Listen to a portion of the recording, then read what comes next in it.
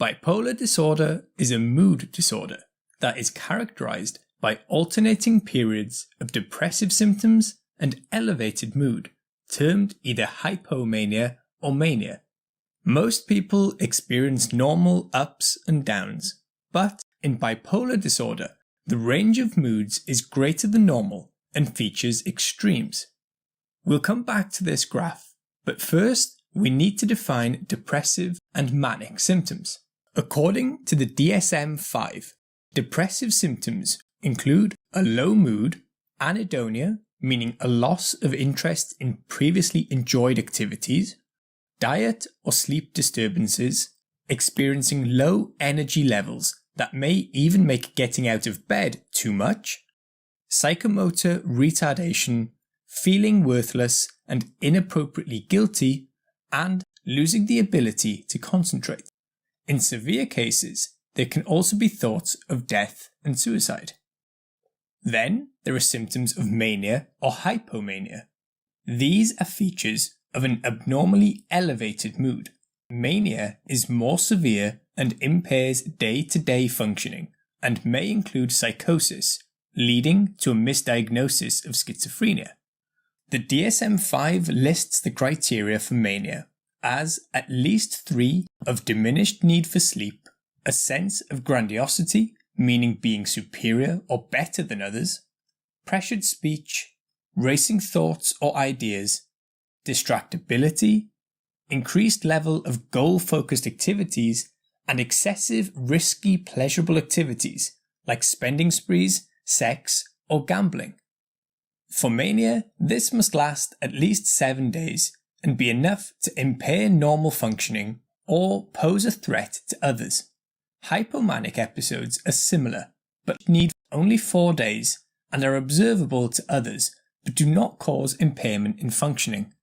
Based on these, there are 3 main types of bipolar disorder.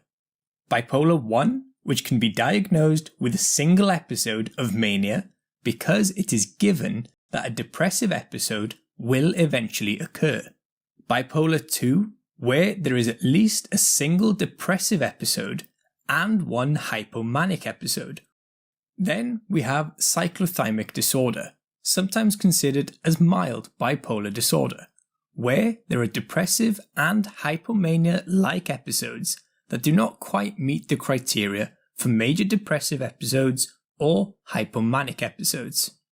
Some people will fluctuate quickly between the 2 extremes, with 4 or more episodes of either mania or depression in 1 year defined as rapid alternating, while some can experience both depressive and manic symptoms at the same time. Bipolar disorder has a lifetime prevalence of around 1 to 3%, with males and females being affected approximately equally. It most commonly starts in late adolescence or early adulthood. The exact cause of bipolar disorder is not known, but it is thought that there are multiple factors.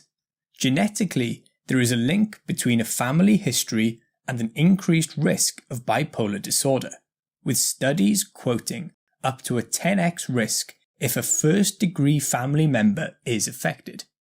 If one parent is affected, the likelihood of developing the disorder is 15 to 30%.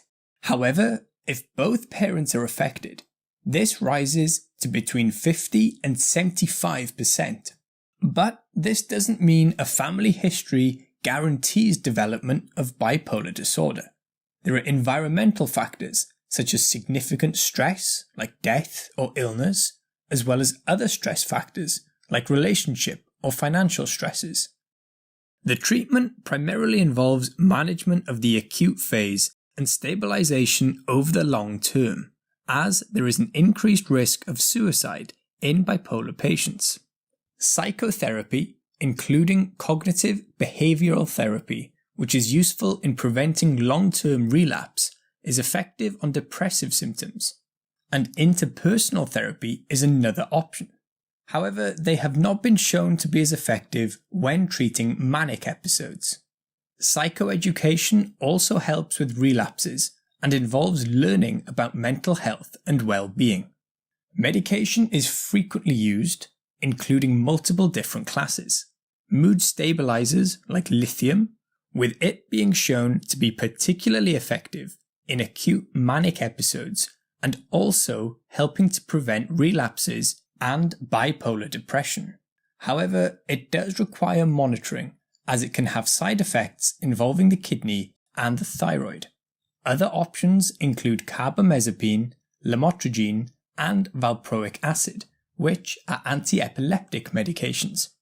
Antipsychotics are used more commonly in the manic episodes, such as haloperidol and olanzapine, and it has been found that a combination of mood stabilizers and antipsychotics are more effective than using either class alone. Antidepressants are another class, but they are not typically used alone as they can trigger manic episodes or acceleration of cycles, but they may be used alongside mood stabilizers in some cases. Olanzapine and fluoxetine is a combination therapy approved for treating bipolar depression. Other treatments include electroconvulsive therapy, where convulsions are induced by electric currents, but this is only really used in resistant cases or cases that are extremely severe. Similar to electroconvulsive therapy, there is transcranial magnetic stimulation that uses magnetic waves instead and is less powerful than ECT and can be done without general anesthesia.